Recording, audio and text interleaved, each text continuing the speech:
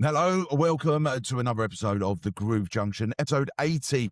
We are flying through these, I'll tell you, having so much fun. There's not an episode gone by that I haven't enjoyed doing. One of the reasons we keep coming back week after week after week is because of you guys, all right? Thank you ever so much for the support and everything that you're showing us all over the globe, over 30 countries across the globe. Whether you watch us on Spotify or YouTube, or you watch us on your major podcast providers, thank you ever so much. We are also supported by our friends here at Wolf Mix as well. Massive shout out going out to them. Big news last week from Wolf Mix. The Wing is been launched as well, so fantastic there. If you haven't watched that episode, jump back to episode 79. Have a look at that. There's a little bit of information about the Wolf Mix Wing. Now, last week I made a mistake, didn't I? I made a mistake last week. If you was listening to last week's podcast, you'll know that I thought I had DJ Rich Ellis as my co-host. I got the date completely wrong. It's this week. And I am very pleased to say that I've managed to pin him down. This guy is fantastic, right?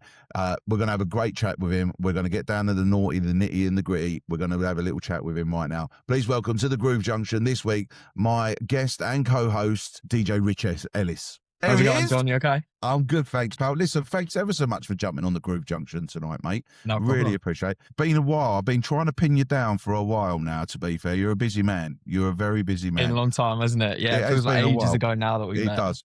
Now, listen, Rich, before we get into the show, first of all, just tell us who you are, what you do, where you're from. Let's get that bit out of the way first. Tell us about you a little bit first, mate. Yeah, so my name's Rich. I'm a mobile DJ, originally a club DJ, based in Kent. I used to live in Portsmouth when I was a club DJ, but moved my business over to Kent, which is where I grew up. I've been a DJ now for just over 5 years, but a mobile DJ for just over 2 years. As I say, clubs before that, great time, but I don't know if you know anything about the club industry. It's just in shambles right now. So the move over to private events was kind of just to keep myself busy, work more, get paid more. And I just, honestly, I love doing mobile events, seeing new people every day, visiting new venues, traveling across the country. It's just so much fun.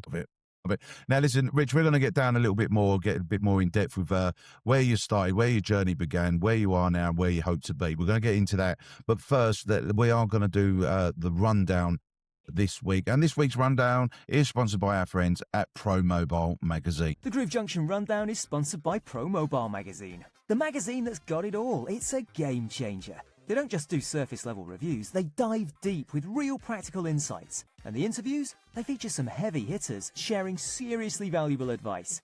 But it's not just about DJ gear. They cover everything. Marketing techniques, and even the latest tech trends like AI, which is super relevant right now. Honestly, if you're serious about your DJ career, you need to check them out.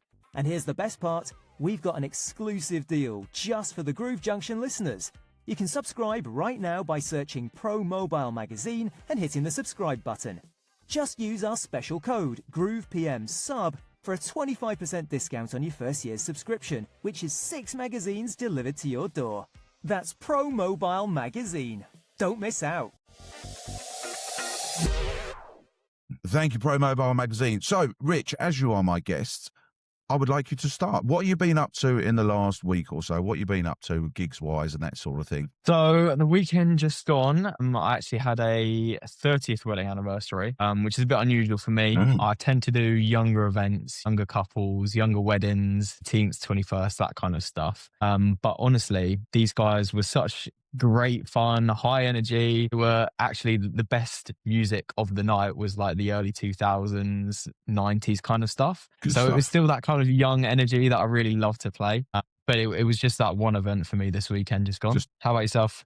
So, yeah, quite a busy one this weekend. And the reason it's been busy is because it's half term. So predominantly most of my work is like, kids parties and that sort of thing. So we did a UV party in a soft play centre on the Friday. That was really good, actually.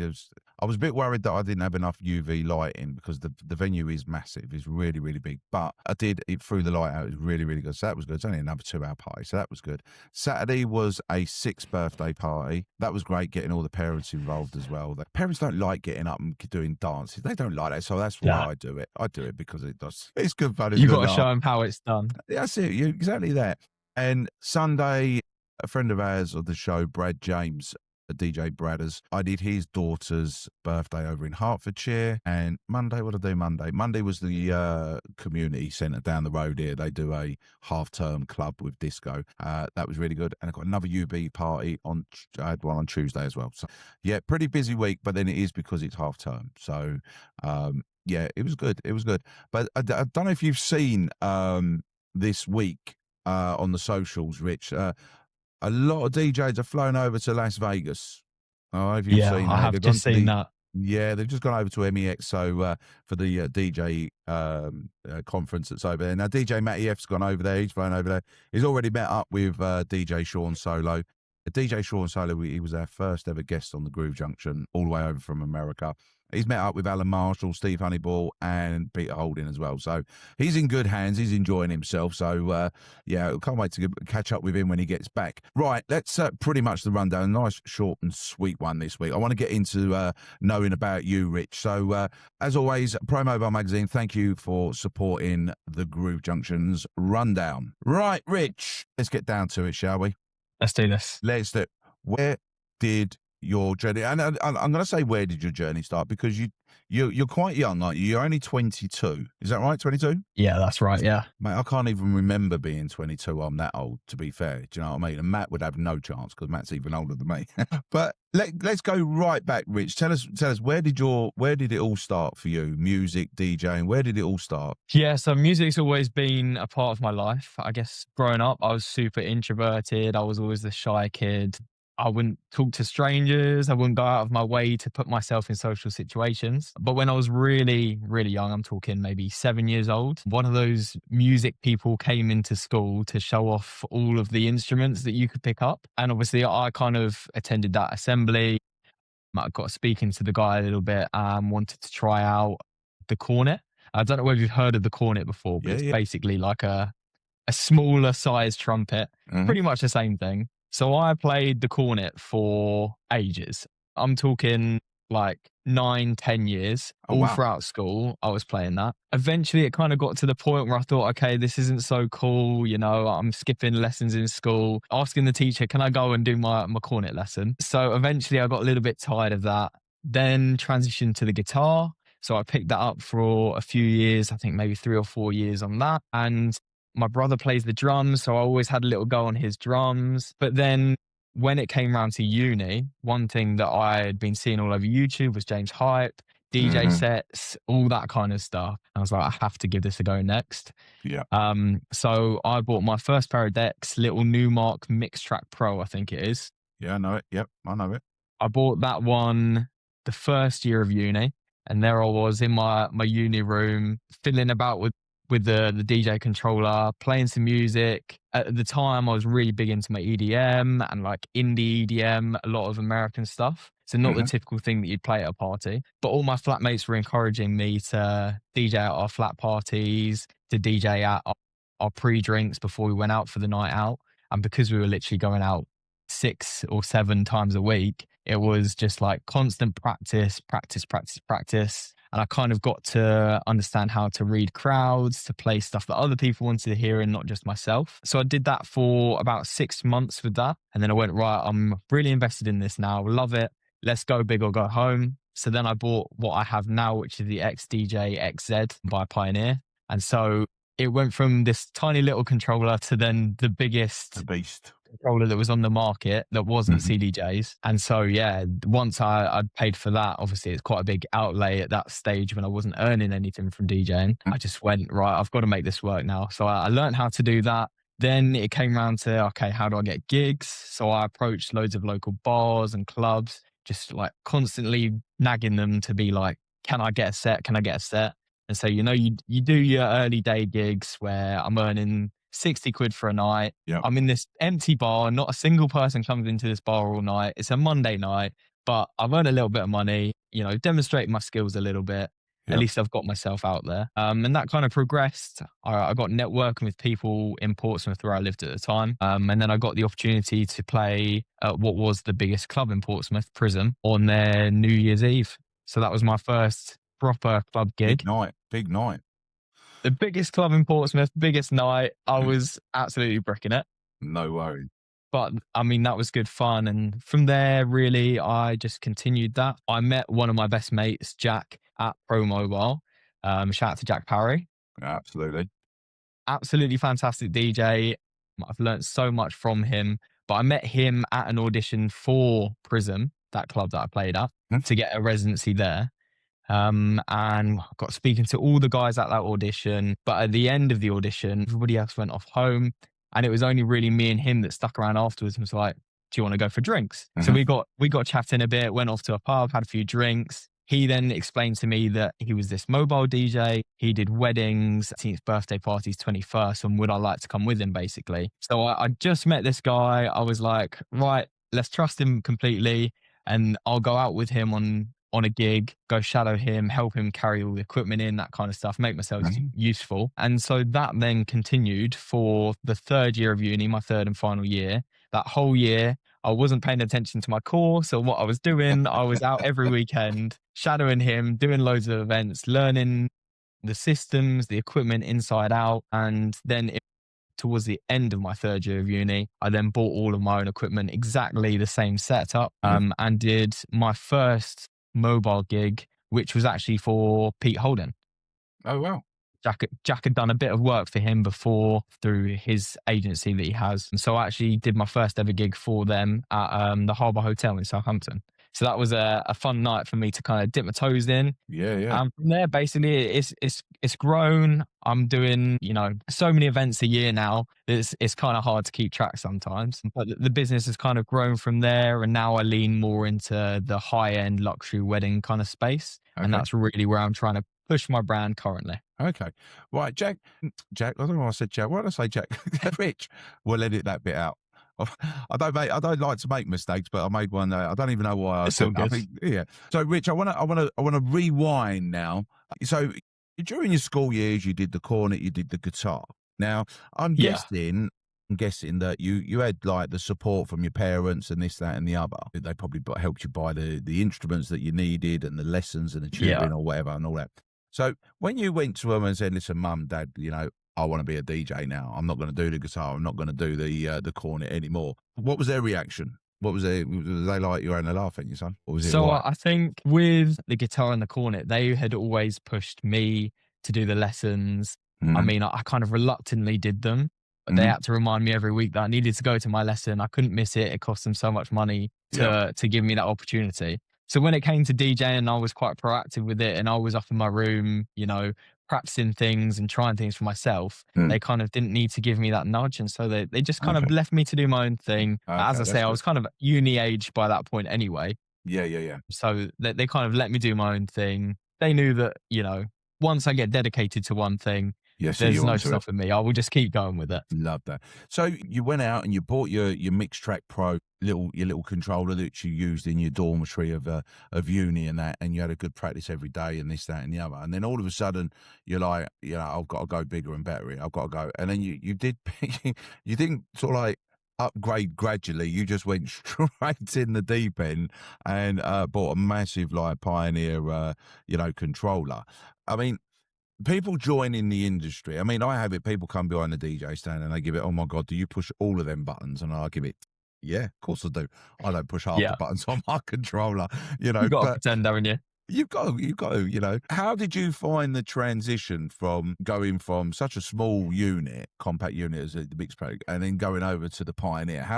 Were you quite comfortable with that? Because, you know, I've switched controllers and I'm like, I've been reluctant, to be fair, at the start. But then obviously you get into it and you're fine with it. But I mean, it's quite a big jump from a little unit to a big unit that you went to. I mean, it's a big jump. Yeah. I'm guessing. Yeah, 100%. Quite easy. Yeah, so the Newmark gear was a slightly different layout to the Pioneer stuff. Obviously, each brand has their own way of laying things out, their own buttons that do certain things. One of the main things that really took me a while to get used to was on the Newmark, you had little paddles for the effects. So you could Okay. either have it permanently on or temporarily on, and it would kind of ping back into place. But then Okay. obviously on the Pioneer gear, you have the little dial that you have to turn and the button you have to press to turn it on. That's So it. it was little nuances like that that were a little bit difficult to get my head around, but Yep. plenty of YouTube videos to learn from. Things like Crossfader were super helpful for me, their YouTube channel. Yep. Completely self-taught. So YouTube was all I ever knew for learning to DJ and just, listening with your ear, Mhm. figuring out for yourself what works and what doesn't. And when Mm. your mate across the other room is listening and tells you that sounds awful, you know Yeah. not to do it again. Yeah. Yeah. So I like that. yeah, it was a lot of getting used to, but I mean, once you kind of know the Pioneer layout, then you can kind of copy and paste that onto all their other controllers. Yeah. Yeah. Yeah. So my recommendation would always be to start off Pioneer or Alpha Theta now Yeah. Yeah. with one of their entry level controllers, and then that jump is a bit easier later on. Gotcha. Yeah. Yeah. Yeah. I mean, I won't lie, Rich. I'm a Denon DJ. So I have to be honest. I'm Yeah. not. No. So, but you're right in what you say. Each brand, Denon, Alpha Theta, they do kind of keep their layouts of their controllers are very, very, very similar. There's not a lot of difference between, from one. I mean, the Opus Quad, they had a huge amount of space at the bottom that just seemed to be wasted, and then they had buttons at the top above the platter, and it was just like that doesn't make sense to me. But then they brought out the AZ, and that is a beast. That is huge, and it's heavy as well. Yeah. But you could do so much on it. So yeah. So you do uni, 3 years at uni. You go to like the biggest night of the year, which is New Year's Eve. Any DJ that works New Year's Eve, it's double bubble straight away. All right. You know it's going to be a late night because like no one goes home before midnight. All right. And you've got like the biggest club in Portsmouth, and it's literally your first gig. I mean, Yeah. walk us through well, how did you get the gig, first of all? Because that's impressive. Yeah. So I'd been, as I say, pestering the club for the longest time. My whole uni career, I was going to that club as just a punter going out on a night out. I was hanging around the DJ booth, speaking to the DJs as much as I could, asking to go up on stage with them, watch them for a little bit. And so I kind of got to know the manager of the club, got speaking to him, and just to be clear, it was a warm-up and closing set. So it wasn't actually the main set for the actual New Year's ticking over. But equally, it was just as nerve-wracking. Yeah, of course. The manager actually approached me on the night of saying, would you like to do it? And I said, yeah, go on then, let's do it. In my mind, I was saying, no, I'm not qualified, I'm not experienced, I shouldn't do it. But then there was this part of me that was like, let's give it a go. What's the worst that can happen? I told myself I'd leave with plenty of time. So I got to the club super early to set up all my equipment, make sure I could sound test everything. Because I knew that my mixing ability was there. It was just, I had never used CDJs before. I didn't know what I was doing with that. So I got to the club super early to set up, plugged in my laptop, and it wasn't connecting to my laptop. Then I panicked. I asked the lighting tech if he could help me. He didn't know what it was. I asked the main set DJ if he could help me. He couldn't figure it out. I asked the manager of the club if he could help me because he was a DJ as well. He couldn't figure it out either. So I was panicking. It was like half an hour till doors open. Luckily, I'd brought 2 USBs with me that I had exported. Plugged those in, one in either deck. And so for my warm-up and close set, I was playing straight off the CDJs, which if you'd never played on those before and had only been playing on the laptop, the layout is super confusing. It's not as quick to select songs and to look through your library and decide what do you want to play next. Yeah. My opening and close sets were by no means my best ever work. Looking back on it now, I would absolutely cringe to see the transitions that I was playing and the songs that I was mixing together and some of the remixes that I'd chosen for that night as well. Wow. Yeah, you're in the DJ stand, you get there nice and early, you're setting all up, you're nervous, you're apprehensive, but you're excited at the same time. And then all of a sudden, your laptop doesn't connect and you kind of like proper blip out. I mean, I get that. I've had that before. I just walk away. I'll go outside for a couple of minutes and I'll go back and I'll look at it with a fresh set of eyes. for me, 9 times out of 10, luckily, touch word, it's something so stupid. It's just like, oh, I plugged it in the wrong hole or whatever. Do you know what I mean? So Yeah. the fact that you, that was such a challenge for you, Rich, because you're on CDJs that you've never been on before. You've got in your head how you're going to work it, and you're used to working from the laptop or whatever it is. And now you've got 2 pen drives that you're in, 2 CDJs that you've never used before. The biggest club in Portsmouth. Okay, it might be the warm-up set, but it's still the biggest club in Portsmouth. It doesn't matter whether you started at the beginning or the end. But by the sounds of it, you smashed it. Yeah, it didn't go too badly considering everything that went wrong. I mean, Mate, that the is crowd awesome. were none the wiser. They're No. all drunk, having a good time. So that's the main thing. So another part of that story, Rich, I want to go back to is that you was going into the club as a punter anyway. You was going up to the DJ stands and you was making conversation. You was technically networking with the DJ and the light tech and this, that. Now you're having a little go, you're having a little chat. You're familiarising yourself with like stage, the layout, the people that work there, that sort of thing. I mean, was that something that for you, was you nervous about it?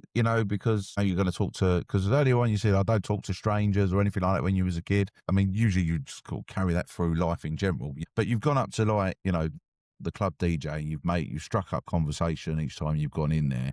And it sounds like your perseverance has paid off, if I'm honest. Yeah. So I think, as I say, I was super introverted growing up, but in this scenario, in this position, I had to force myself out of my comfort zone. Absolutely, I had to go and talk to these people.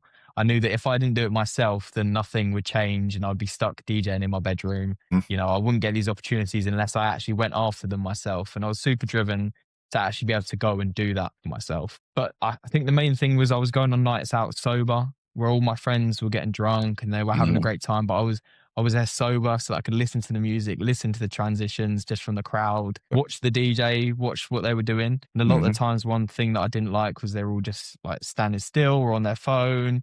And I just thought, come on, you're in this amazing place with all these people that are here for you and for the music. Show a bit of liveliness, a bit of movement, look like you're having a good time.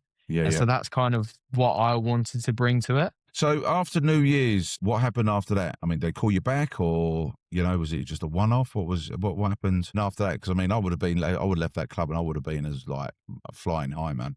You know what I mean? Yeah. So a bit naive of me, but I hadn't arranged any kind of payment for that night, so I actually didn't get paid for that. I guess technically I was still learning and it was a bit of a trial set there. But as you say, being New Year's, you would have thought that'd be one of the best paid nights of the year, but I didn't get anything. And then it's a bit of a funny story, but I think 1 or 2 months after that, the club closed completely. It's no longer there. It's no longer open. Oh, right. They shut their doors for good, as a lot of the kind of Prism and Attic and there's a few other brands that they own. They were closing loads of their venues across the UK because of obviously the current state of the nightlife industry. Yeah, I mean, I know you said earlier on, I know, I started off DJing in clubs and now do mobile stuff, but I really noticed the decline in nightclubs when I was actually a doorman. I did security for nightclubs and I really noticed it. And I'll tell you the time I really noticed it was when, believe it or not, is when they brought the smoking ban inside public places. When they brought that in, that's when it started to... That's when you really noticed it. But then you was also getting the councils, the local councils or whatever, they'd changed their licensing agreement so that pubs could now apply to stay open till 2-3 o'clock in the morning, and they could pay for a DJ to set up in the corner and play some music and this, that and the other. Now, before that came into play, all the pubs in your town and city centres, they would close at 11:30. And if you wanted to carry the night on, the only place you could go was a nightclub. That was the only. Yeah. But now you can stay in. We've got bars around here, Bootmaker. I was going to say Yates's, but I don't think Yates's is there anymore. But things like Pop World and all that, you can stay there till like 2-3 o'clock in the morning, and you pay like a minimum fee on the door, and and off you go in and you go. So you can see why the nightclub has died off. You can 100%. see that. It's a shame. It is a shame because I think that a nightclub was, the sound systems are amazing, the lights are amazing, because they have to do that because it is night and they want everyone to go to that nightclub. Whereas, bars and all that put on a DJ and all that, they haven't got as good as stuff. They haven't. They can't even get anywhere close to it, you know. So you done that club, and then you met Jack at the audition for that club. Is that same club? Was it? Yeah, same Okay. club. Yeah. So you met Jack, and then obviously a friendship sort of like, you know, sort of like just come out of nowhere. Weren't expecting it. A few beers, and he basically took you under his wing by the sounds of it. Would that be a fair thing to say? Yeah, 100%. I learned so much from him in the Mhm. early days. I learned how the equipment works, what speakers you need, what lighting to use, how weddings work in terms Mhm. of the run-ins of the day, how you approach the clients and have meetings with them beforehand, how you send them planners so that you can get all the details that you need, actually the ins and outs of the business as well in terms of the finances and branding and marketing, all the content that you need to record to put online these days. So yeah, I learned the fundamentals of a lot of the business of being a mobile Yeah. DJ from him. We should have got him on. We could have had like the three of us having a chat. We've got to be like, we'll have to. Could have had a duo. We'll reach out to Jack and we'll get him on. We'll get him on. We'll get you back in as well, Rich. Yeah, and we'll have a proper chat with the three of us. So yeah, so he's taught you plenty, which is good because, as you know, my motto is sharing is caring. You've learned a lot. You've gone out with him. You've shadowed him. I mean, you weren't just there lugging the boxes, were you? I mean, did he let you on the control? Did he let you on the decks have a little spin? Yeah, so I don't know why he trusted me to do this, but yeah, he would be at parties and he'd just say, "Oh yeah, like your turn, on you get." So Love it. then I'd do 2 songs, then he'd do 2 songs, and we go back to back like that for Love the that. whole event. The companies and the clients that booked us, they thought they were just getting Jack. Then I showed up and they were like, "Oh, why is there 2 DJs?" But obviously we did a good enough job that they didn't really mind. We never got any No, complaints or anything like that. no, And it was actually quite nice to have someone else there at these events yeah. because a lot of the times it's quite a lonely job. You're on your Well, own, late nights, early starts. So it's nice to have someone there to have that banter with and go back and absolutely. forth with. I mean, we've mentioned that on the podcast before. You know, being a DJ, as good as it is, as much fun as we have, but it is hard work. But it is a lonely job as well. At the same time, you know, when you do a wedding, 150 people. You know, let's be honest, you don't know anybody there. They don't know you. Yeah. They know someone in that room they can go and talk to and all that. You're working, you can't even talk to anyone, but I get what you're saying. Working, two of you doing back-to-back cut the tracks and all of that.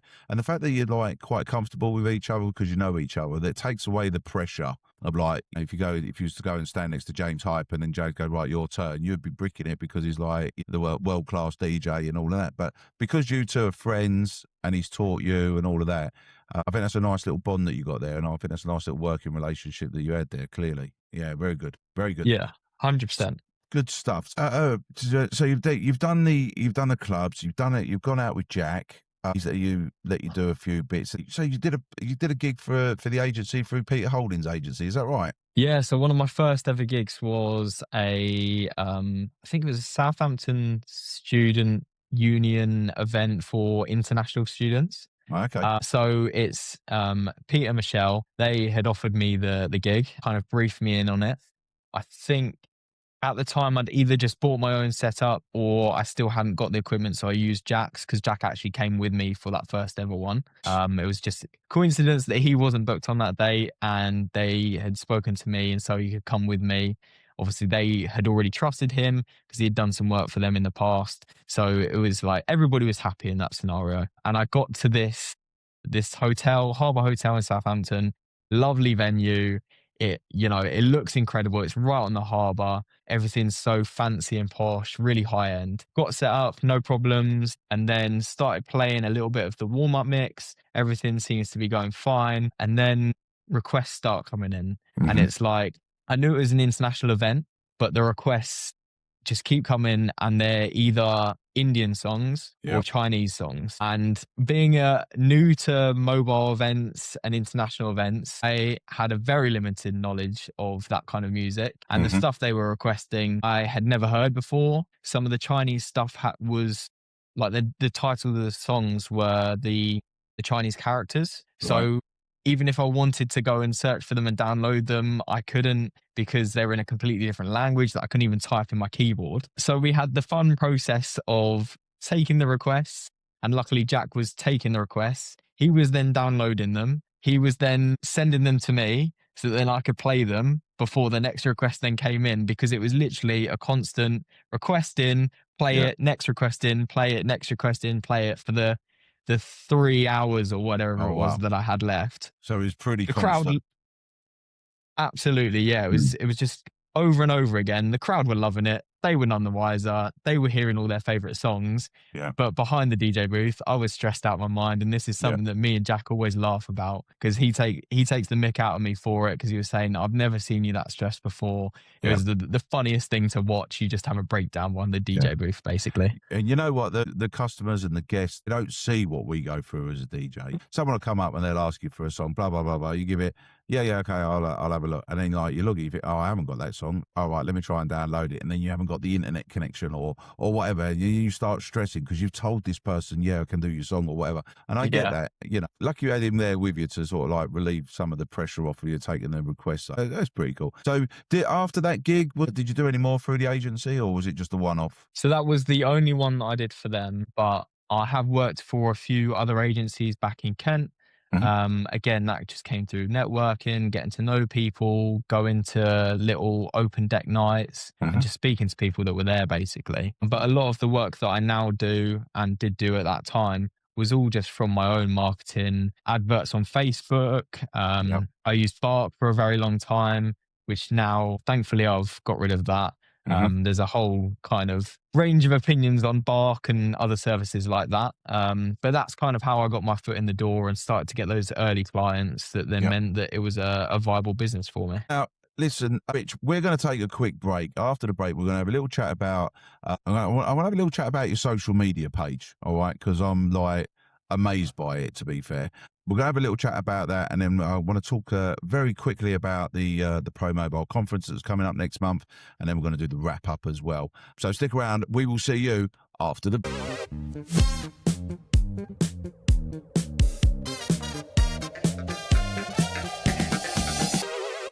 Welcome back. Rich, thanks for coming back. And I'll say it every time I have a guest. I'm glad you came back after the break, because I worry that people don't come back because they've been talking for half an hour or whatever. So, you know, Rich, so far we've learned so much about you, your journey from like playing musical instruments to playing on little mixed track pros to hitting it big in the biggest nightclub in Portsmouth, and now striking up an amazing friendship with Jack, and then now going out on your own and now you're starting to concentrate on your high-end weddings and all that sort of stuff. Now, I love all that, Jack, and I'm so pleased that, you know, you've come on the show to tell us all about it. I've been following you for well over a year now, and I want to talk about your social media platform, especially your Instagram, okay? Because I'm amazed by the little reels that you put out with your mashups that you do, okay? Now, you've got something in your head. You've got an idea in your head that you need to put to sound. And I think you're smashing it, mate, to be fair. I think Thank you very much. I mean, we were talking just off air a little while ago about the one track that particularly, and even though you told me what it was, and I can't remember it now, one of the song we were talking about, that track you did like a bit of a mashup and the transition for, what was that one? It was Easy Like a Sunday Morning into Cameron.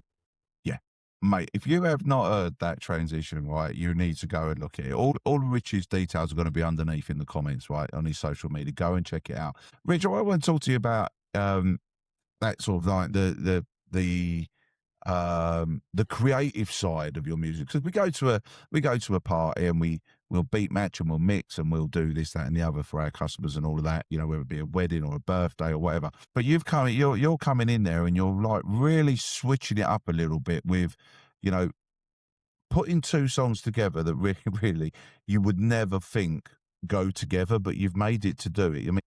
I mean, how do you do it? Do you have a system, a format, a process? What you got? Because they're brilliant. They're really good. So I kind of get inspiration for my reels and TikToks from a wide range of places. There are a few other DJs that are really inspired by. Joe LaBelle is one of them. He's a hip hop and R&B DJ. Absolutely fantastic wordplays, always going viral. There's another guy called, I think it's Sang Yu or something like that, based out of Asia. And again, wordplays incredible, tone plays incredible. does some really creative things. And I think the way DJs go in, it's becoming easier and easier for people to beat match, to phrase match, to mix things together. I mean, even AI will mix things together. So it's about how do you then take it to the next level? And the way that I like to view my own brand is I want to be more of an artist than just a DJ.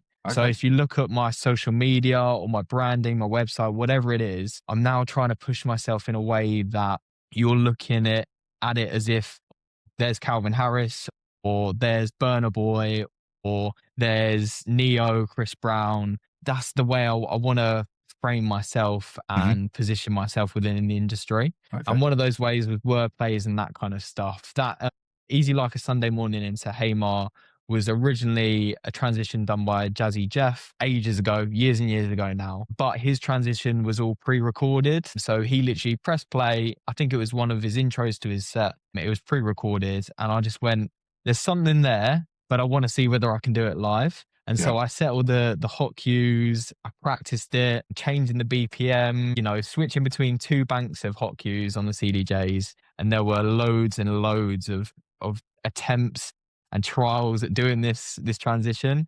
And eventually I got there, and I think it's one of my favorite transitions that I've done myself. Fantastic. Now listen, Rich, I'm going to stop you there. The reason I'm going to stop you there is that the other half of the Groove Junction has just dialed in via video call via Las Vegas. Say hello to DJ Matty F.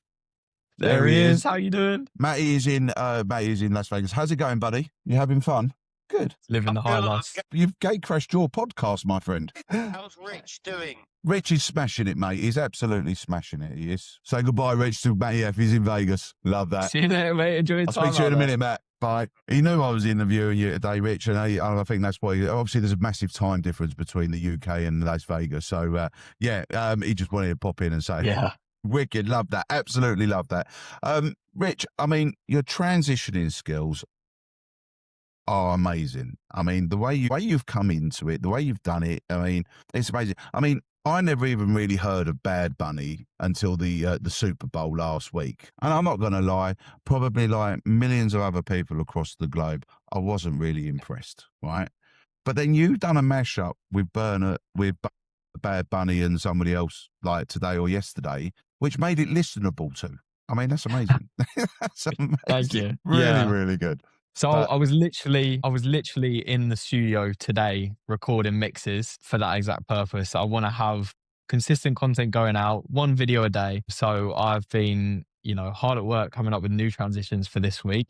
And that's a goal that I've set myself, is to have a studio session every week, come up with new creative transitions and just put them out there and see what people think about them, really. Mate, I'll tell you something. Look, if you get onto Rich's social media on his Instagram and his TikToks and all that, details all underneath there. All right. Jump on, have a little look, either leave us a message here at the Groove Junction or leave Rich a message. Have a listen to his stuff. Do all that good stuff, guys. All right. The like, the share, the follow, do all of that stuff. I better tell you, his Instagram reels are amazing. Have a look. Really, really good. So, Rich, we're slowly but surely running out of time. Where do you see yourself, or where would you like to see yourself in 1 year's time? Yeah, so as I say, I'm positioning myself now to be primarily a wedding DJ. Obviously, I'm still open to doing other kinds of events, and I like that variation in my schedule, but weddings is what I enjoy most. And I think the main thing for me is that my type of client doesn't want your typical cheesy wedding disco. They don't want, the same tired old playlists, the same songs that you hear at every other wedding. They want something that reflects their unique style, their favorite anthems from, when they were clubbing and when they first met. So that's really what I'm trying to bring to weddings this year and going forwards, and just level up my entire process, my entire brand. I'm bringing so many things in, like CRM, with the use of a CRM, automating a lot of planning process that I can improve that planning process. Along with that, as I say, being consistent with social media, with content. I've got some exciting things planned for YouTube even, that could be coming out soonish. So keep an eye out for that. And yeah, basically just push for higher end weddings, luxury weddings in these amazing venues, amazing places. And one thing I really want to do this year is an international booking, because I've just started getting international inquiries.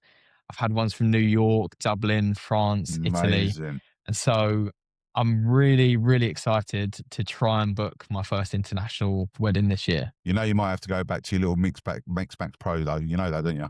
Yeah. To get on the plane. Right, I've still got it just for that reason. Mate, I love that. I love that. Now, listen, Rich, one more question before we go on to something else. And if you could give anybody just joining this industry, the mobile DJ, the nighttime industry, if you could give them one piece of advice, what do you think that would be? Try and be different.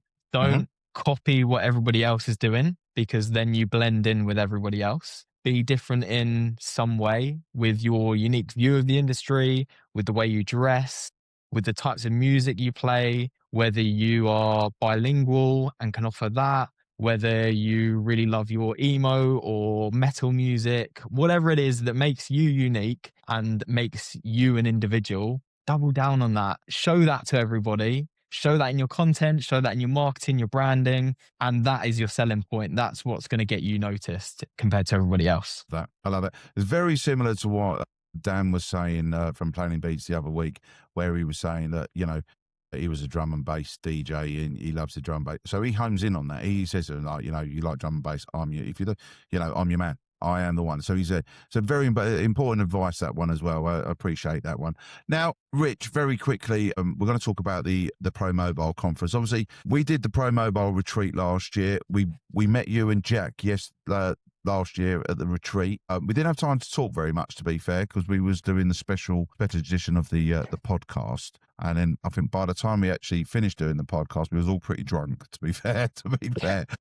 But we got the Pro Mobile conference coming up in March.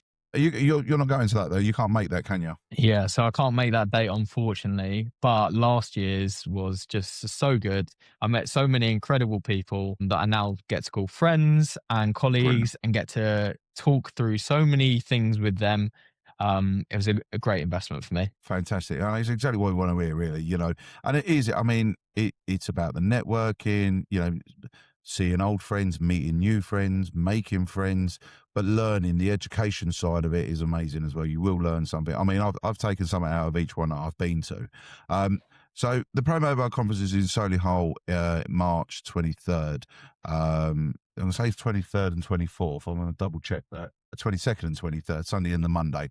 Now we do have the Pro Mobile awards. Now, I did say last week, as soon as I knew what the awards would be, I would let you know. There's 8 awards in total. Very quickly, the new playback product of the year, new PA product of the year, new lighting or video product of the year, new accessory of the year, retailer of the year, Gear Junkies rig of the year, the DJ's DJ, and outstanding contribution to the who is a living legend, apparently, according to this. So there's your 8 categories. Voting for that is going to start, I believe, on the 1st of March, and votes will be closing on, I believe, the 16th. I will double check that with Pro Mobile, but I'm pretty sure that's what it is. So yeah, Pro Mobile conference coming up next month. If you haven't got your ticket, there's still a few tickets left. There's not many tickets left, guys. Rich has just told you it was an investment to his education. You know, he learned a lot, and look where he is now, a year down the line. Okay. If you haven't got your ticket, jump online, grab your ticket. I think there's 3 different tiers of tickets you can get. I think they're less than 500 quid. I think it is for the whole week, for both nights, the Sunday and the Monday. We've got some fantastic keynote speakers. Jack Christian's coming all the way over from Texas. Becca Pountney's going to tell us all about the weddings, like industry and all that, how to get your bookings. Who else have we got? Jack Quemby as well. He's going to talk to you. We've got Jay from JBL. He's going to be there. He's going to be doing a speech and everything for us. And there's so much. Next week, we'll go into it a little bit more depth. We're going to try and get Peter Holding on next week, see if we can get a little bit more info on that. We're going to miss you, Rich. We're going to miss you on this one, but I'm pretty sure you'll be on the next one. Absolutely. I'm pretty sure of it. Right, Rich, unfortunately, we've run out of time on this episode, but before we go, we just need to do this week's wrap-ups. What you got coming up this week, Rich? So this week, it's a bit of an interesting one for me. I have a Galentine's party. Now, Valentine's has just been, but this client has basically organized this event for her and all her friends at their house. It looks like an incredible house. Loads of land out the back of the house. So I'm sure we'll be having a little terrace party and just good time, basically. Love that. What's a galentine though? Is that just like for girls? Yeah, so girls' Valentine. Okay, so you're going to be like the only bloke there. Yeah. What a gig! Love that. Love that. What have I got this week? So I've just got two. I've got two parties this week. I've just got 9 and 10. I think they both are. So yeah, it's quite an easy week to be fair. After this week, after last week was like 5 events. This week's only 2.